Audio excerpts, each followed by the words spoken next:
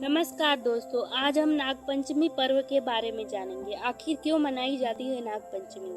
हिंदू पंचांग के अनुसार श्रावण मास की शुक्ल पक्ष की पंचमी तिथि को नागपंचमी का त्योहार मनाया जाता है। शास्त्रों के अनुसार दक्ष राजा की पुत्री कद्रु का विवाह महर्षि कश्यप के साथ हुआ। महर्षि कश्यप अपनी पत्नी से प्रसन्न होकर बोले कि वो कोई एक वरदान मांगे, तो कद्रु ने 1000 नागों को पुत्र के रूप में मांगा।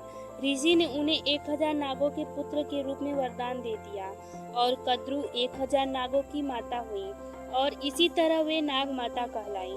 नाग माता कद्रु के विषय में एक कथा सुनने में आया था, जिसका वर्णन भविष्य पुराण में है। जब देवताओं व राक्षसों के मध्य समुद्र मंथन हुआ था, तो समुद्र मंथन के दौरान एक सफेद रंग का घोड़ा निकला।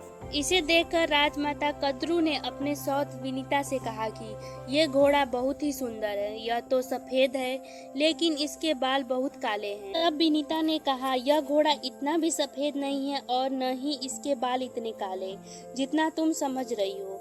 विनीता की बात सुनकर कद्रु ने विनीता के सामने एक शर्त रखी और कहा, मैं तुम्हें इस घोड़े के बाल को काले दिखा दिया तो तुम्हें मेरी दासी बनना पड़ेगा। अगर मैं नहीं दिखा पाई तो मैं तुम्हारी दासी बनूंगी।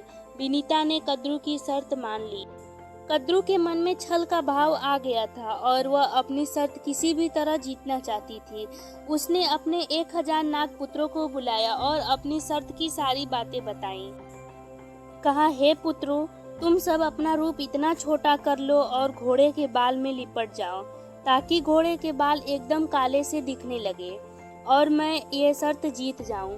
विनीता मेरी दासी बन जाए। नाग माता की बात सुनकर पुत्रों ने कहा, हे माता, हम लोग इस तरह कोई भी अधर्म कार्य नहीं कर सकते, हमें क्षमा कर दीजिए। अपने पुत्रों की इस बात को सुनकर नाग माता को बहुत क्रोध आया और वे अपने पुत्रों को ही श्राप दे दिया और कहा कि कुछ काल बाद एक राजा होंगे जिनका नाम जन्मेजय होगा।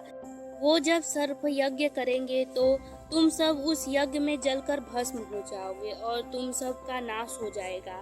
कद्रु की बात सुनकर पुत्र डर गए और तुरंत ही नागराज वासुकी के पास पहुँचे।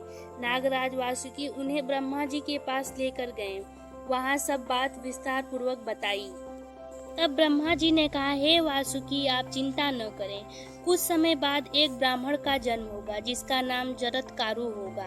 तुम उनसे अपनी बहन का विवाह करा देना। उन दोनों का एक प्रतापी पुत्र होगा जिसका नाम आस्तिक होगा, जो राजा जन्मेजय द्वारा किए गए यज्ञ को रोककर तुम सबकी रक्षा करेंगे।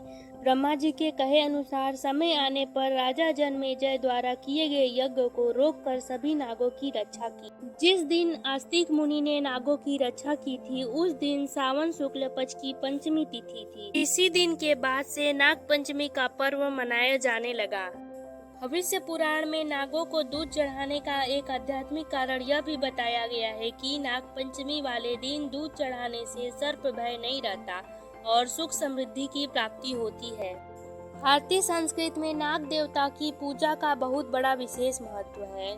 भगवान विष्णु का निवास शेष नाग पर ही माना जाता है तथा भगवान शिव के गले में भी नाग देवता का निवास होता है। हिंदू धर्म की ऐसी मान्यता है कि हमारी पृथ्वी भी शेष नाग के फन पर टिकी हुई है, जिनका अवतार त्रेता युग में लक्ष्मण तथा द्वापर युग में बलराम को माना जाता है। अगर आपको ये जानकारी पसंद आई हो तो कृपया मेरे वीडियो को लाइक कर दें और शेयर कर दें, साथ ही मेरे चैनल को सब्सक्राइब कर दें। धन्यवाद।